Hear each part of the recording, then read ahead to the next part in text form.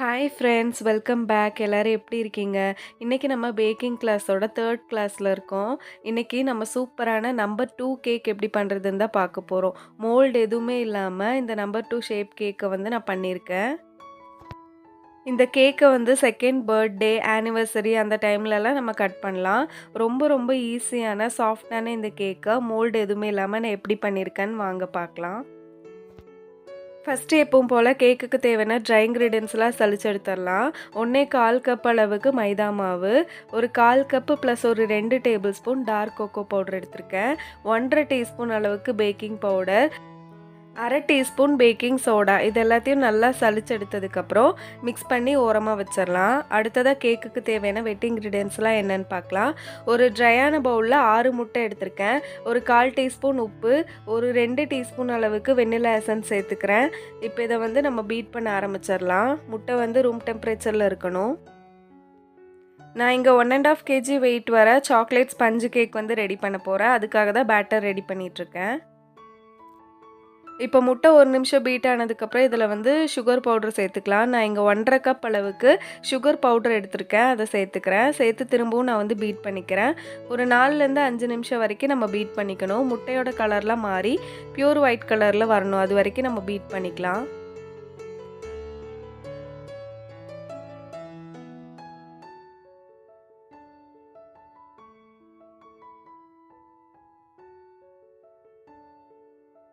இப்போ ஒரு 4லேருந்து 5 நிமிஷம் வரைக்கும் பீட் பண்ணதுக்கப்புறம் முட்டையோட கலர்லாம் மாறி பியூர் ஒயிட் கலரில் பொங்கி வந்துருச்சு.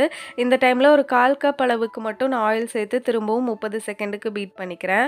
ஆயில் சேர்த்ததுக்கப்புறம் ஓவராக வந்து பீட் பண்ண வேண்டாம். இப்போ எக் பேட்டர் ரெடி ஆனதுக்கப்புறம் நம்ம எடுத்து வச்சிருந்த ட்ரை இன்க்ரீடியன்ஸ் எல்லாமே கொஞ்சம் கொஞ்சமாக சேர்த்துக்கலாம். இடையில ஒரு 1/2 கப் அளவுக்கு பால் எடுத்திருக்கேன், அதையும் சேர்த்து நம்ம பேட்டரை வந்து ரெடி பண்ணிக்கலாம். இதே மாதிரி எல்லா ட்ரை இன்க்ரீடியன்ஸும் சேர்த்து நம்ம வந்து மிக்ஸ் பண்ணிக்கலாம்.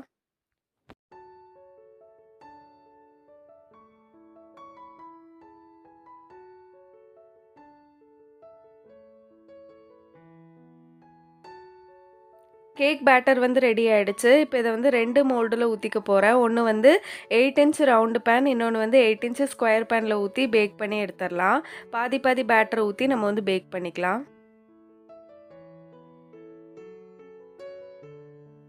பேட்டர் ஊற்றுனதுக்கப்புறம் ஏர் பபிள்ஸ்லாம் ரிலீஸ் பண்ணிவிட்டு நல்லா டேப் பண்ணதுக்கப்புறம் பேக் பண்ணி எடுத்துடலாம். 2 பேனை வந்து நான் 10 நிமிஷம் ப்ரீ ஹீட் பண்ணி வச்சுருக்கேன் செப்ரேட்டாக. அதுக்குள்ளே இறக்கி வச்சு பேக் பண்ணி எடுத்துடலாம்.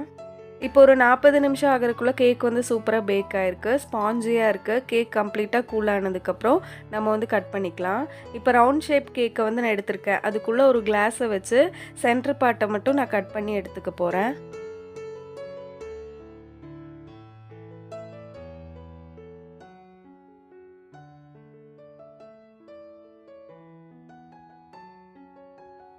இப்போ இந்த கேக்லேருந்து ஒரு சின்ன பார்ட்டை மட்டும் நம்ம கட் பண்ணி எடுத்துக்கலாம். நான் கட் பண்ணிகிட்ருக்கேன்ல, அந்த மாதிரி கட் பண்ணி எடுத்துக்கோங்க.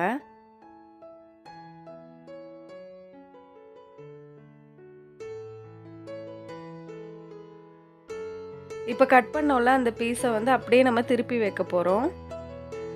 இப்போ பாருங்கள், நம்ம 2க்கான ஒரு கரெக்டான பீஸ் வந்து கிடச்சிருச்சு. இன்னும் நம்ம கீழே மட்டும்தான் அரேஞ்ச் பண்ணணும். அதுக்காக நம்ம ஸ்கொயர் இதில் பேக் பண்ணோம்ல, அதையும் நான் வந்து கட் பண்ணிக்கிறேன். இப்போ ஸ்கொயர் டின்ல பேக் பண்ண கேக்கை வந்து கீழே அரேஞ்ச் பண்ணிக்கலாம் இந்த மாதிரி. இன்னும் நமக்கு வந்து 2 கம்ப்ளீட் ஆகாத மாதிரி இருக்குது. அதனால் இன்னொரு பீஸையும் நான் கட் பண்ணிவிட்டு அதையும் அரேஞ்ச் பண்ணிக்கிறேன். இப்போ கொஞ்சம் பெருசாக இருக்கிற மாதிரி இருக்குது 2, அதனால் நான் வந்து சைடை மட்டும் கட் பண்ணி எடுத்துக்கிறேன். இந்த மாதிரி ஷேப்ஸ் வந்து நமக்கு கரெக்டாக வரல அப்படின்னா நம்ம கட் பண்ணி அட்ஜஸ்ட் பண்ணிக்கலாம்.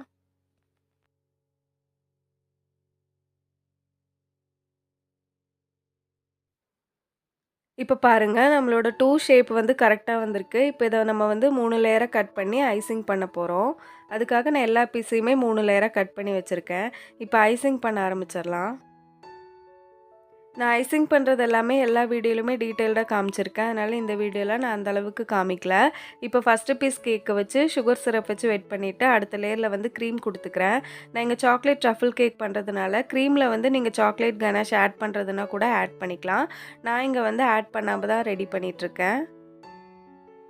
நிறைய சாக்லேட் ட்ரஃபிள் கேக்கோட ரெசிபீஸ் வந்து நான் போட்டிருக்கேன். லிங்க் வந்து டிஸ்கிரிப்ஷனில் கொடுக்குறேன். செக் பண்ணி பார்த்துக்கோங்க.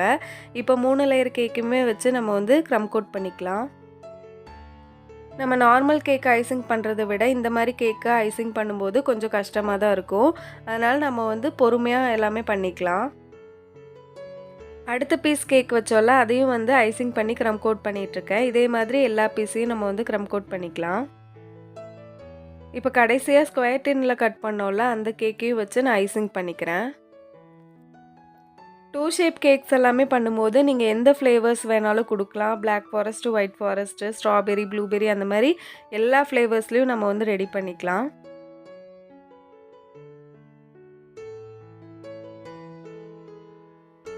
இப்போ கடைசி லேயர் கேக்கை வச்சு அதையும் க்ரம் கோட் பண்ணியாச்சு. இப்போ எல்லா கேக்கையும் ஒன்றா நம்ம வந்து க்ரம் கோட் பண்ணிக்கலாம்.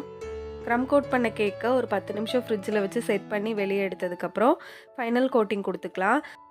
ஃபைனல் கோட்டிங் பண்ணுறதுக்காக நான் விப்பிங் க்ரீமில் வந்து கொஞ்சமாக ரெட் கலரும் எல்லோ கலரும் 2 கலரும் மிக்ஸ் பண்ணி இந்த கலரை வந்து நான் ரெடி பண்ணியிருக்கேன்.